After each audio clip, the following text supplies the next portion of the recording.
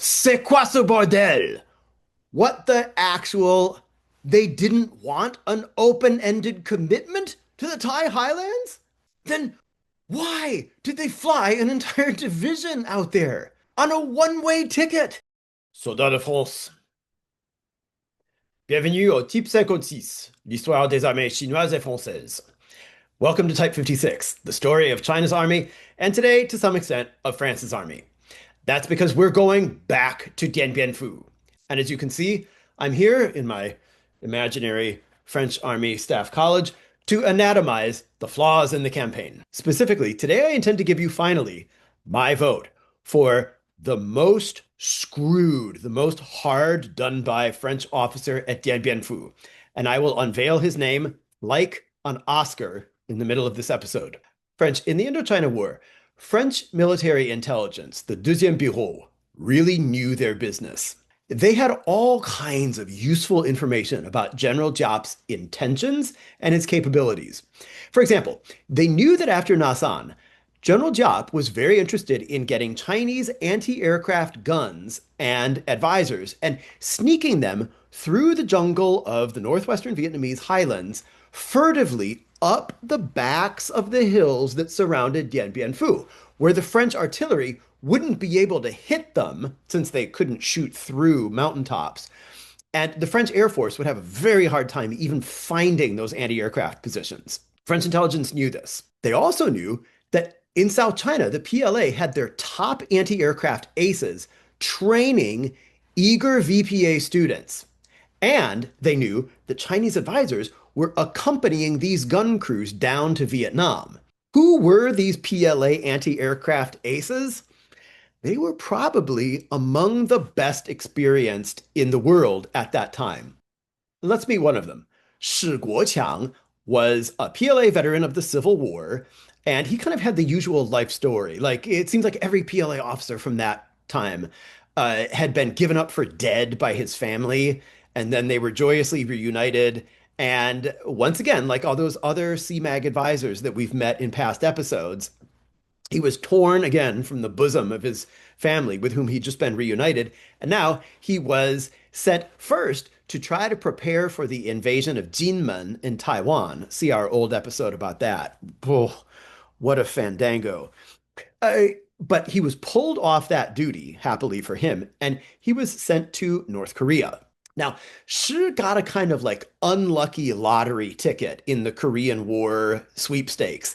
He and his battery entered North Korea across the Yalu River a few weeks after the war began. So by this time, the US Air Force was no longer a deer in headlights who was helpless to stop columns of Chinese soldiers that were sneaking across the border into Korea undetected by aerial observation. No, no, no, no. By the end of 1950, the US Air Force was fully switched on and it was going full enemy of the gates. Think of the movie when Vasily Zaitsev and his Soviet comrades are being transported over the Volga River to Stalingrad, and there they are, helpless on boats with nothing but their hui in their hands when the Luftwaffe starts diving on them and picking them apart. It was the same thing here for Shi Guoqiang and his men. He recalled that they'd be moving south along a road, and then all of a sudden, a flight of American planes would pop up over the mountains and jackhammer them. His sister battery, in fact, got completely blown up by one of these raids. All four guns, all eight trucks, and most of the men in that neighboring battery were incinerated. A whole company just whoosh, ceased to exist. So after that introduction, Shi Guoqiang and the rest of the PLA in Korea learned the art of camouflage from aerial detection very, very well. But even so, at that early point in the war in 1950, they had so little ammo for their anti-aircraft cannons that Shi was not allowed to fire at targets of opportunity. He and his battery had to stay hidden and save their precious ammo for some pre-planned operation. And the ammo that they had went fast. These 37 millimeter shells came in clips of 5. I've stood next to these in China. They're very impressive when they fire. Somebody feeds them into a hopper that's kind of like a food processor, and the gunner presses a pedal, and then boom, boom, boom, boom, boom, there goes the whole clip. So with their ammo shortage, Shi Guoqiang and his men were only allowed to fire at an enemy plane spontaneously if it just showed up right in their grill, right at chainsaw distance. However, as the war continued and entered its middle phase, China began getting ammunition from the Soviet Union. You can see our past episode on that too. And now, Shi and his fellow anti-aircraft gunners had a chance to start learning their craft better, to start kind of expanding their horizons and trying out different sorts of engagements.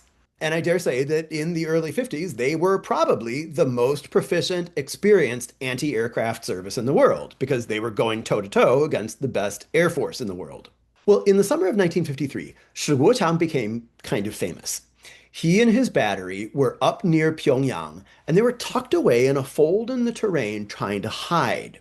However, one morning, through rotten luck, they got spotted by the American Air Force. And they spent the whole day in this series of duels with the US Air Force, which was determined to clean them out of that pocket. They survived the day's engagement, but Shi recollected that they were firing so much and they had to change out barrels so fast that the new barrel would already be glowing red hot before the barrel they just took off had cooled enough to even be able to touch. By the end of the day, they were still alive come sunset, but he burned out 2 of the 8 guns under his command completely. Finally, they thought that they could get ready for bed, that the Americans were done, when finally one last flight of American planes comes zooming in to say goodnight and fuck you, PLA, and they dropped a canister of napalm squarely on Shi's position. And boom, it flambéed the entire place. All of this was witnessed by this neighboring infantry battalion that had been hiding all day under Lieutenant Shi's anti-aircraft umbrella, enjoying their protection and rooting for the anti-aircraft gunners. So after that dead-on napalm strike, the infantry battalion that's been cheering for them freaks out. And the battalion's political officer comes racing over to the smoking ruins of the battery's position to see if anything is left. And to his amazement, he finds the guns cooked, but Shi and all his men but one are alive. And this political officer starts doing like the Snoopy dance of happiness. Do do do do do do do do do do do. And he starts jabbering excitedly. I'm putting you all up for medals. You guys should all get medals. And in this way, in the admittedly small community of PLA anti-aircraft forces, Shi became a celebrity. Well, lucky for him, because that meant another deployment. As soon as the Korean War was finished, just like the Americans could now take a bunch of equipment that they no longer needed in Korea and send it to the French, well, the Chinese did the same for their Vietnamese allies. And to go the Americans one better, they sent their advisors, including Shi Guoqiang, who now became coach for the Vietnamese anti-aircraft forces. So then, friends, as fireproof rocks like Shi Guoqiang and his PLA comrades were leading their Vietnamese protégés toward Dien Bien Phu, there was military intelligence on the French side, the poor Deuxième Bureau, trying to get someone to listen to them when they said, the Chinese are coming and they are bringing big anti-aircraft capability with them. Please, someone listen. But already in Saigon and Hanoi, in the high command of the French Far Eastern Expeditionary Force, we already saw then the beginnings of something that we're going to talk more about today, which was a sort of mass hallucination on the part of the top French brass, who could see all the signs and the data in front of them, but somehow were mentally incapable of assembling them into an actual picture of reality. As French forces were still fortifying the valley of Dien Bien Phu, the intel geeks of the Deuxième Bureau were telling them The Chinese have entered Vietnam with 37 millimeter anti-aircraft cannon with fearsome capabilities. And they are being disassembled in China and humped overland into Vietnam on the backs of Vietnamese porters who are sneaking them up jungle trails slowly, slowly, slowly, like lines of ants toward your location, Dien Bien Phu. As always, French military intelligence had a really good picture of what was happening. And as usual, the French High Command read these reports and dismissed them. Total bollocks, they said. Those 37 millimeter cannon weigh over 4,000 pounds apiece. They're towed by trucks. They're not man portable. Wake up. And the intel pukes pointed out, you can take them apart. They disassemble into pieces. And the high command said, tosh, those guns, barrels alone are 10 feet long. They weigh 400 pounds. That's the weight of 3 Vietnamese men. They're not going to carry that through the jungle. They would need to conscript like 100 peasants to carry one gun. Use your brain. Now, at this point, friends, I think the intel guys must have just been banging their heads against their desktops, praying, sweet Jesus, give me the strength to deal with these unimaginative morons. And then they probably took a deep breath, thought of their pensions, and calmly said to their superior officers, sirs, they could do that.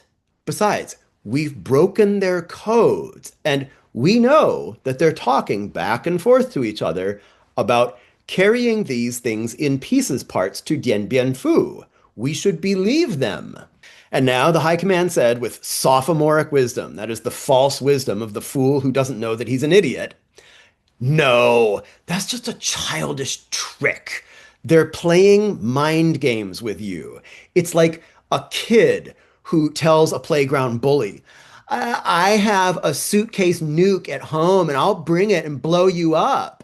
They just want us to think that they can somehow transport these anti-aircraft cannon up to Dien Bien Phu. Friends, sometimes after I've had a little too much kombucha, I start musing to myself that in PLA history, it seems like the Cassandras, the prophets who know the disaster that's going to come but won't be listened to, in the PLA history, it seems like they're always the logistics guys. In the Indochina War, it seems like it's always the intel guys. In the French Indochina theater, the fighting soldiers sure seem impressive. The logistics guys seem very efficient. The planners had some problems. And the intel guys always seemed to have the cards, the tea leaves, that nobody wanted to listen to them about. Talk about doing a good job and then just having it squandered by your commanding officers. And friends, we're going to see a lot more of that today. Now, since I'm about to start naming names and laying blame, I should first make something very clear. I would bet that everybody whose mistakes I point out today was a better man than I am. Even though I'm not going to say anything critical today that's not absolutely commonplace in the literature about Dien Bien Phu, at the end of the day, I am a soft-handed, bespectacled professor in a literal book-lined room, whereas every character on the French side whose flaws are going to be exposed in this and coming episodes was a stud of the First Order. I can't think of any one of these guys who didn't escape from German captivity during the war at least once. Many of them had then ended up in resistance or commando type units. They took appalling risks. Seems like most everybody got wounded. Some were crippled by Gestapo interrogators and or sent to death camps that they survived. And then they signed up to go to Vietnam. One man who is going to be disgraced like no other in this war had a limb shredded by shrapnel and then amputated without anesthetic. But then he signed up for another tour. All of them were studs. Being a bad player on the team that they had at Dien Bien Phu was like being the third worst player on any given NBA team, which is to say, amazing. world class. But people all have their limits. And in this case, I think I know why even these amazing men still borked this campaign anyway. And I'll come back to that closer to the end of this episode. For now, let's go back to when the first French paratroopers hit the ground in Dien Bien Phu in November of 1953 in what was called Operation Castor to take the valley of Dien Bien Phu back from the Vietnamese forces who then occupied it. That was still almost half a year before what we think of as the real shooting battle of Dien Bien Phu that kicked off in March of 1954. Nevertheless, when those paratroopers first dropped on the valley of Dien Bien Phu to get it back from the Vietnamese, they weren't facing a huge VPA force, but it was still a contested landing. And the French got lucky in a couple of important ways as they tore that valley back out of the VPA's grasp. First, a lot of the occupying VPA troops happened to be away on a training mission then when the French showed up. Or it could have been quite a bit more costly. As it was, when the French landed, the VPA units who were still there happened to be practicing repelling a French airborne landing. That alone could have been very bad. But this was lucky break number 2 for the French. The French paratroopers were misdropped and scattered so badly that it was very hard for the VPA to counterattack them because they couldn't find the French center of mass. And that was because there was no French center of mass. Instead, the paratroopers had been dropped in a sort of like confetti cloud of dudes and parachutes. And when they hit the ground, they were as busy trying to find each other and their equipment and their ammo as they were fighting off the little scattered Vietnamese elements that they made contact with. So the paratroopers did their part.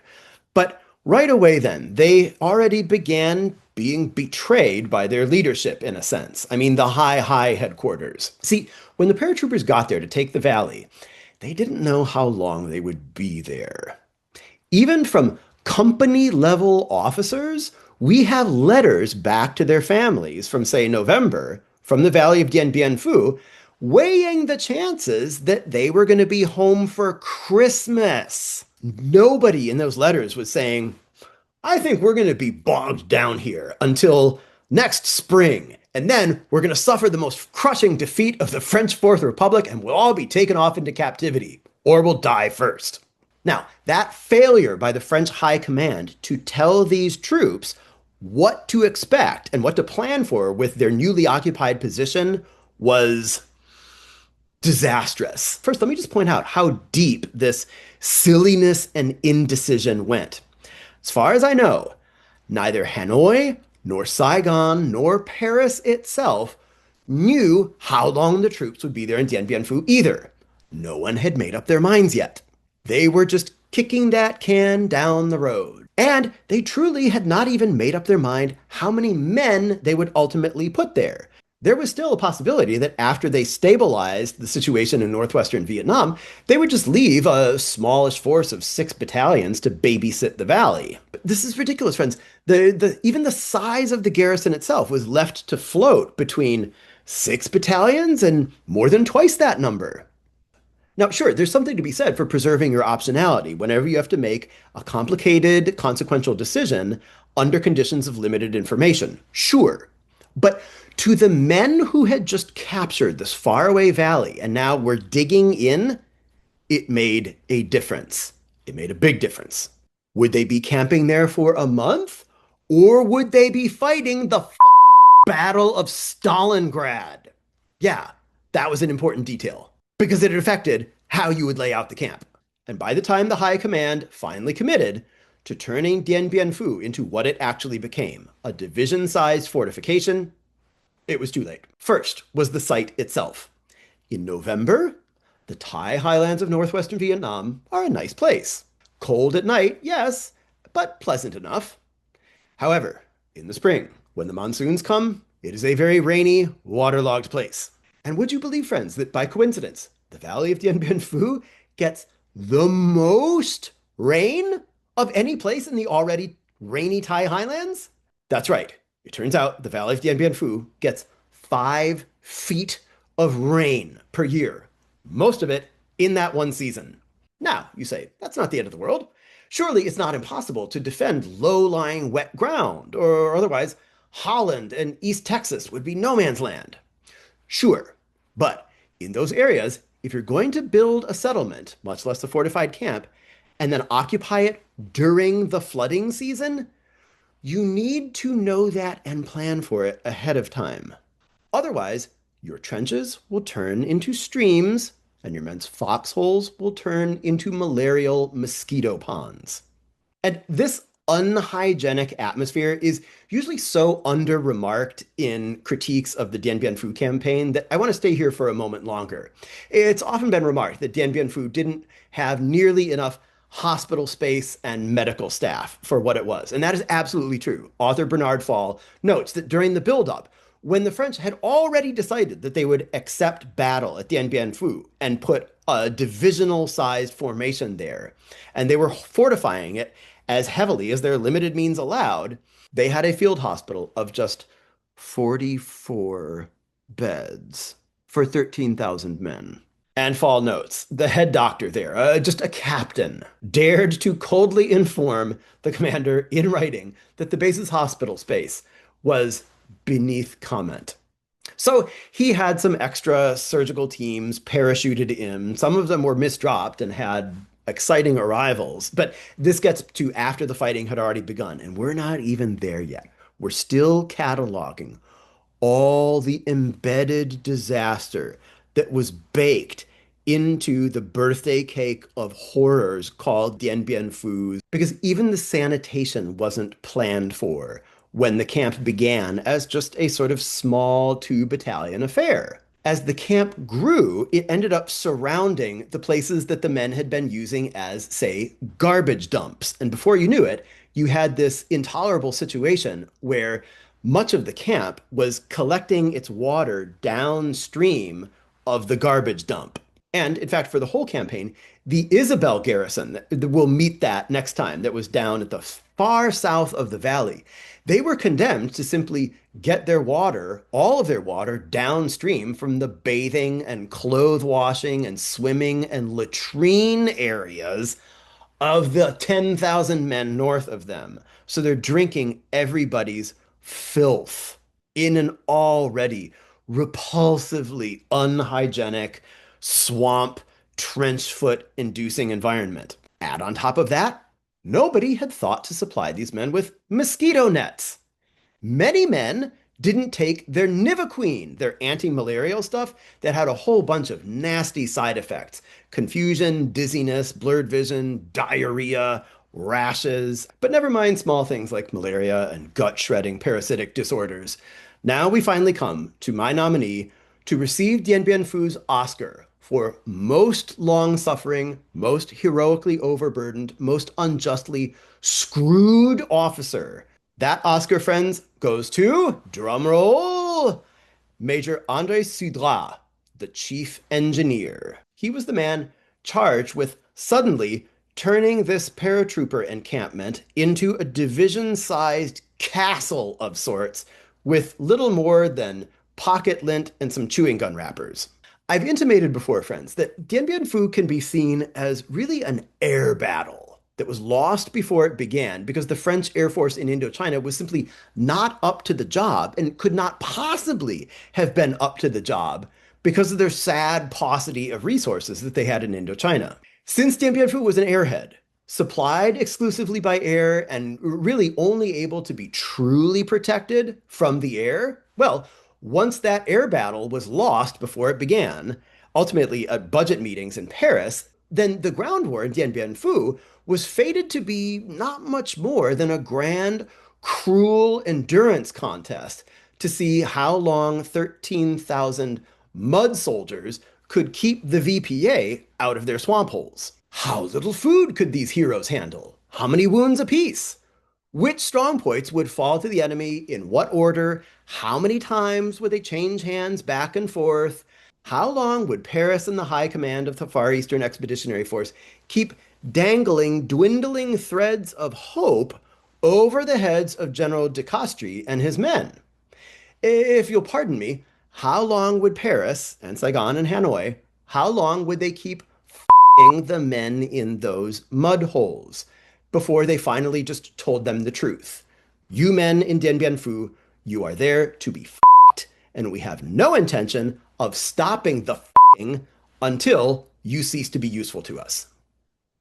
I'm sorry, I've gotten carried away. Well, exhibit A of that was this poor Major Sudla, the chief engineer. Like all the other good men at Dien Bien Phu, he was doomed to fail, but he never stopped beating his head dutifully, obstinately against that hard wall of impossibility anyway, because the man did not have a quit button. There's an oft-repeated figure that really says it all. If you care for statistics, this one statistic tells you everything that you need to know about the course of the Dien Bien Phu campaign and the hopes that could ever have been held for it in the beginning. The figure is this: 36,000 tons. 36,000 tons of engineering supplies was what Major Sudla would need to have flown into the valley of Dien Bien Phu in the form of timber and concrete and barbed wire, as well as steel planks to fix up the runway. That's what he would have needed to make the valley even minimally defensible. Now, arguably, as we're going to see in an episode when I show you around the encampment itself, arguably that valley was simply indefensible, even in ground warfare terms, given the number of battalions that the French had available in Indochina anyway. But be that as it may, given maybe the impoverished geometry that they were forced to work with, even at that, Major Sudla was going to need 36,000 tons of engineering supplies to make this place livable and defensible, and dry enough to support human life once the floods started. That's right. Nobody in Hanoi seems to have remembered that when the monsoons came, 5 feet of water would begin filling these unrevetted trenches. That is to say, just raw mud trenches with no walls or concrete holding them up. Those would turn into sinkholes, and it would be up to Major Sudla and his team of forlorn heroes to try to prevent this from the beginning. In order for that to have happened, they would have needed 36,000 tons of engineering supplies. Notice, not earth and fill, not ammo, not food, just construction supplies. Without that, there wouldn't be enough barbed wire. The trenches wouldn't have revetments to keep the walls up instead of crumbling in from the rain. The bunkers wouldn't have roofs. Shells couldn't be kept out of the machine gun post or the living space or the hospital. And more obscene still was that the transport equation was absolutely beyond solving. If you think back to our earlier episode about air transport logistics, it was already apparent from the time that this Dien Bien Phu camp was just a gleam in some staff planner's mind. It was already known to anybody who had the will to read the report and know it, that the French Air Transport Force could not bring anything close to the needed supplies to that camp, just to build it, much less sustain it. That 36,000 tons of supplies I mentioned, if the French Air Force had used every plane in its inventory in all of Indochina, if it stripped the cupboards bare, if it denied resources to every other post and mission in the whole theater, you know how long it would have taken to deliver Major Sudla his engineering supplies? 5 months. 5 months. That's without food. That's without ammo. So even for that to have been enough, the French would have had to start building the camp at least a month before the first paratroopers even put their boots in the mud there. And second, the VPA would have had to take a vacation and like go on a round the world cruise to afford the French troops leisure so that they could build the camp in peace. And third, those French troops would have to be fed by, I don't know, manna from heaven because no food would be coming in either. All the air transport tonnage would have to be used for construction supplies. So even in that fantasy sci-fi alternate universe scenario, there was nothing like enough time for poor Major Sudla to get these materials that he needed. Paris had already screwed him in advance. Not that he stopped. The things that he did to try to cope were incredible. He built a bridge that I believe still stands there today across the Namyang River, since the planners had the great wisdom to make their camp straddle 2 sides of a river. right before the monsoons came. Oh, my friends, the just you wait. Just you wait. The interior lines and the lack of interior fortifications to the Dien Bien Phu garrison were just really make you tear up. But Major Sudra didn't quit.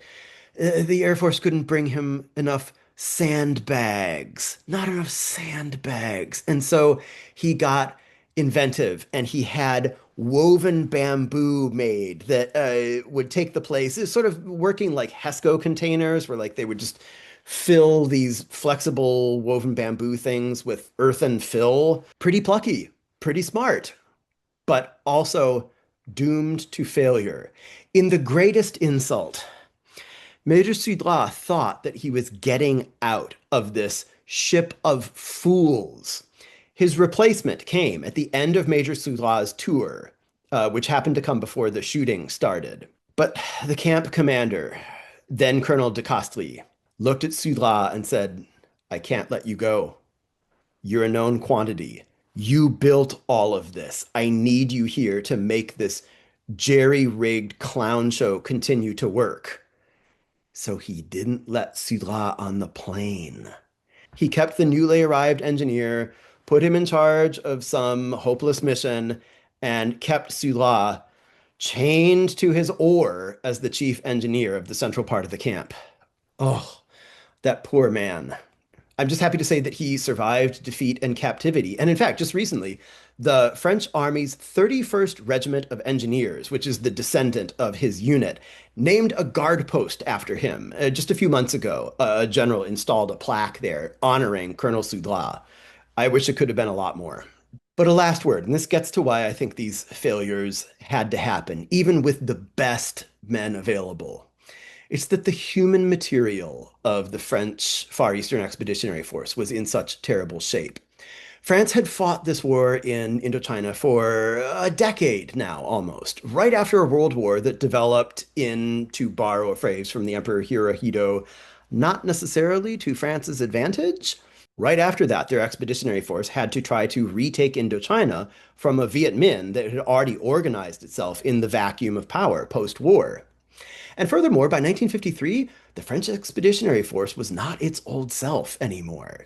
They had used up their best infantry long ago. They had kept their men in the field constantly, almost without cease, for months and years on end.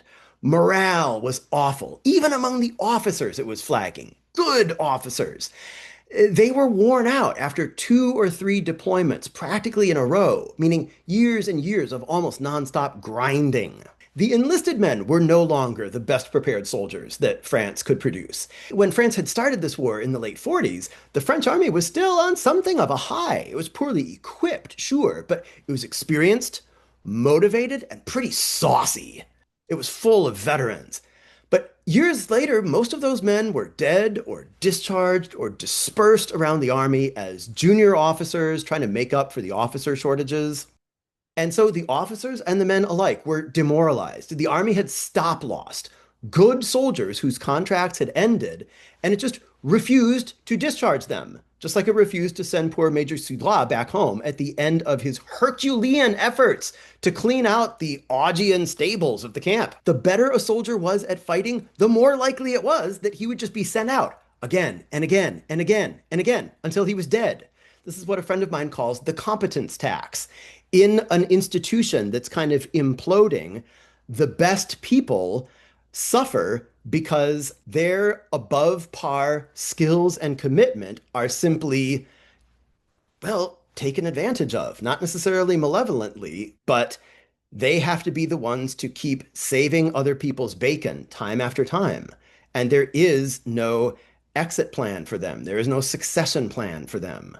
To borrow a word from Colonel Pierre Longley, the operational commander at Dien Bien Phu, those people were sacrificed in advance, and they absolutely knew it. So it wasn't just the Foreign Legion that was a legion of the damned at this point. It was everybody who was good in the Far Eastern Expeditionary Force, especially at Dien Bien Phu.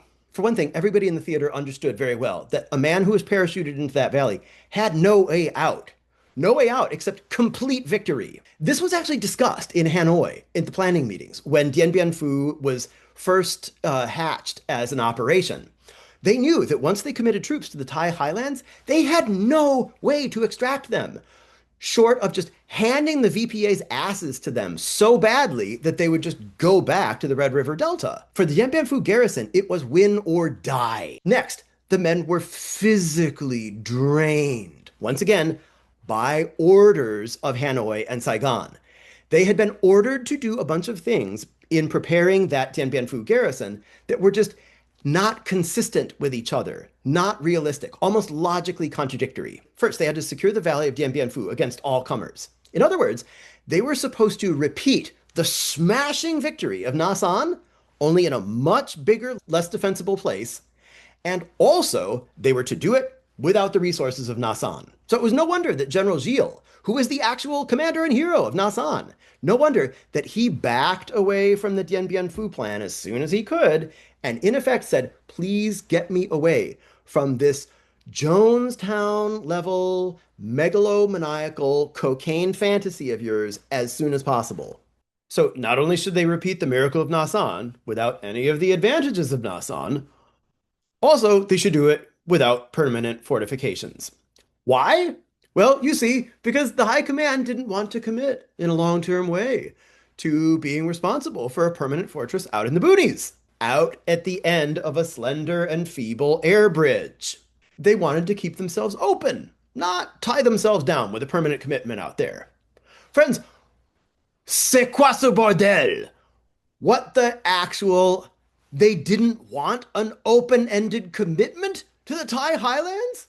Then why did they fly an entire division out there on a one-way ticket without even a full complement of divisional artillery to protect themselves? By the way, friends, just to add to the air of absurdist comedy, at the end of December, General Navarre, who was in overall command in Indochina, he finally decided on some due diligence, and he ordered a plan made, just in case they had to exfiltrate their 13,000 men from Dien Bien Phu under enemy pressure. In other words, what if they started getting bested by the VPA out there, and the VPA did not want to let them go, but wanted to hold onto their throat and slowly crush it? Well, General Navarre decided, maybe he should look into that, just to check that box. The conclusion of that report was that such an operation could have been pulled off, if necessary, 2 weeks before General Navarre ordered the plan made. Wah, wah. So now, like it or not, they are well and truly committed to Dien Bien Phu, come what may. So, once again, friends, the question, why did the High Command plop this divisional-sized group of men out there with no return ticket and also confusing instructions not to commit themselves permanently to a base out there? What was their thinking? Well, friends, it was quite advanced. You see, those higher minds decided that they wanted this to be an agile maneuver force. Then, at that time in history, as now in certain other quarters, agility and maneuver were like magic words to conjure with. So, at the same time as the soldiers at Dien Bien Phu were supposed to be fortifying without fortifying, there's a Taoist paradox worthy of Lao Tzu. At the same time, they were also supposed to be engineering without supplies and also supposed to be patrolling aggressively outside their wire. Because remember, friends, on a chalkboard in Saigon and Hanoi, this was a base for aggressive mobility. Saying it makes it so, apparently. It was supposed to cause mayhem and consternation in the VPA rear, constantly keeping the Vietnamese communists off balance, never knowing how those aces at Dien Bien Phu were going to seize the initiative next and shake things up for the VPA. And actually, the VPA pretended to go along with this. They pretended for a long time that their artillery was like cowering in terror of French counter battery fire. As we'll see, friends, there was no such fear on the Vietnamese part. As soon as they wanted, they just grabbed the French 155s by the throat and then smacked them. And so, along with this, the French garrison was also supposed to patrol aggressively and gather intelligence. Well, friends, that's like putting me blindfolded in a jail cell and then urging me to patrol aggressively to dominate my surroundings and then letting me go and ram my head into the bars and the wall of the jail cell to, I don't know, gather valuable intelligence that tells me that I'm locked in a jail cell with no hope of escape. It was the same thing at Dien Bien Phu. They burned up tons of men's energy and morale and blood and took a lot of casualties, sending out patrols that got whomped whenever the VPA decided that they would bother to engage them. And what crackerjack intelligence did these costly patrols produce? The intelligence was that they were well and truly trapped. To me, all of this sounds like a disturbing, inhumane reality TV show from Japan or a practical joke that you would play on a brand new second lieutenant, not an actual set of orders that you would give to men whom you weren't trying to kill by fatigue and futility. There was even a point when the high command ordered Dien Bien Phu to send 2 battalions of paratroopers out from the camp on a 6-day forced march over the mountains into Laos for a pure photo op. It was supposed to prove to the world that Dien Bien Phu wasn't really isolated and trapped, that they could actually support and be supported by French troops in Laos, but it was a sham. The VPA's elite 308th Division snuck right into Laos around the time this was going on with nobody knowing and just went on a rampage in Laos that scared the pants off of everybody. Dien Bien Phu commanded nothing more than a few hundred meters outside of its barbed wire. They were there to be strangled at that point. Their head was in the mouth of a crocodile, and it was up to General Giap to decide when those jaws would go womp. Friends, why did respectable, capable, intelligent, experienced, canny, noble men, good leaders indulge in this fantasy for as long as they did, refuse the evidence both of their eyes and their senses and also of reports and their brains? Why? I think it comes down to that competence tax.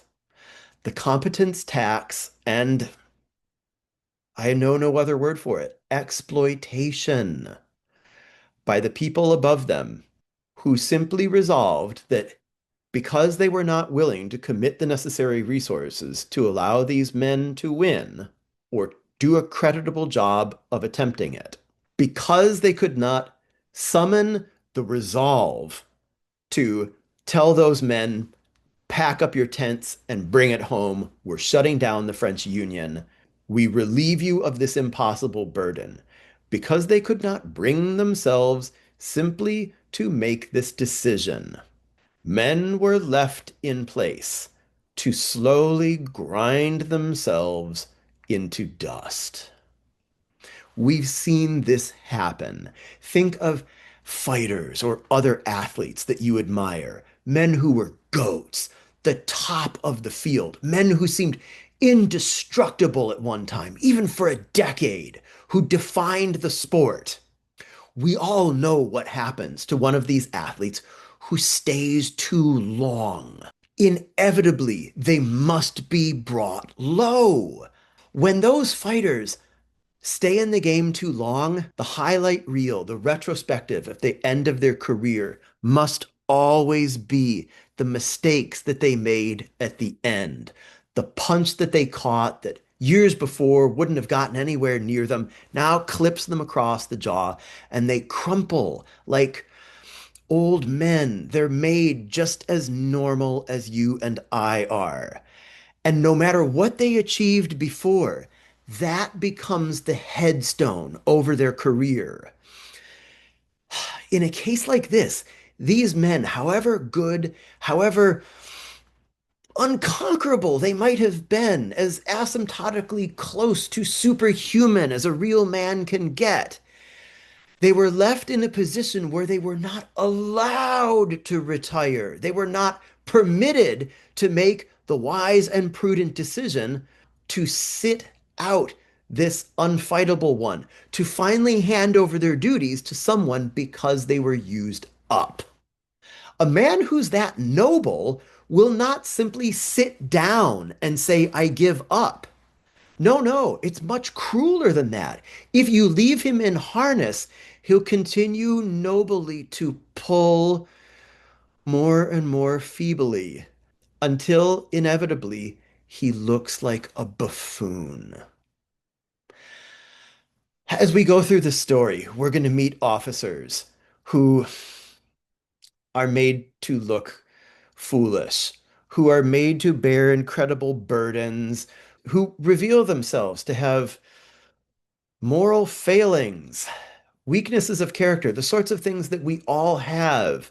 Hopefully, we cover them over and we lay cement over these cracks, and those sutures withstand the stresses that life puts on us. And then finally, hopefully, we have the wisdom to tell someone when they're about to finally break loose. These men were not given that honor. So now and in the future, when I criticize them, I want to remind myself and also inform you that I must not do that with a jeering air. I'll say it again. These men were better than I am. They should not have to answer for the mistakes that they made after 10,000 acts of heroism and good judgment and self-sacrifice. They should not have to have these things remembered. But they do. And for that, I don't know who exactly to blame. I don't know how far up the chain of command and civic authority one ought to go. But whoever is to blame, it is not these men. We will meet them soon. We will learn their names. We will dutifully learn their stories so that hopefully we do not reenact those same errors. But we will not blame them. I will not blame them. Friends, until then, this has been Type 56, the story of China's army, and today, the French army. If you like this sort of content, please like and subscribe. You might even visit our Patreon page. But this course remains free for all the world's workers, soldiers, and peasants, and today, above all, the engineers. I cannot wait to talk to you next time.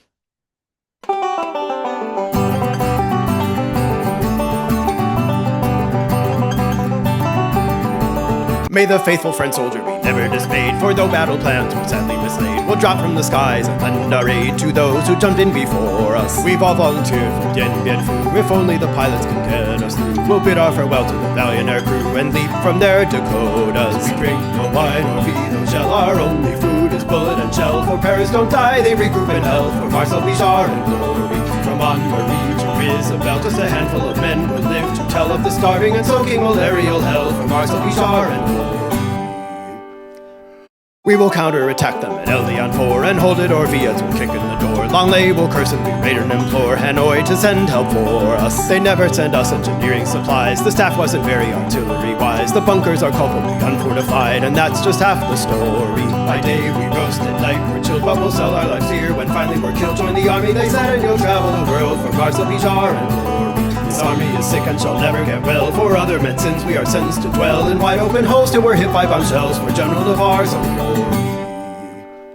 Did they have to position us in a floodplain while knowing full well against 5 feet of rain? We're tough but we're human, we still feel some pain. We still need food to restore us. May the faithful French soldier be never dismayed, for though battle plans were sadly mislaid, we'll drop from the skies and lend our aid to those who jumped in before us. We drink no wine or feed no shell, our only food is bullet and shell. For Paris don't die, they regroup in hell, for Marcel Bichard and glory. This army is sick and shall never get well. For other men's sins we are sentenced to dwell in wide open holes till we're hit by bombshells for General Navarre's own glory.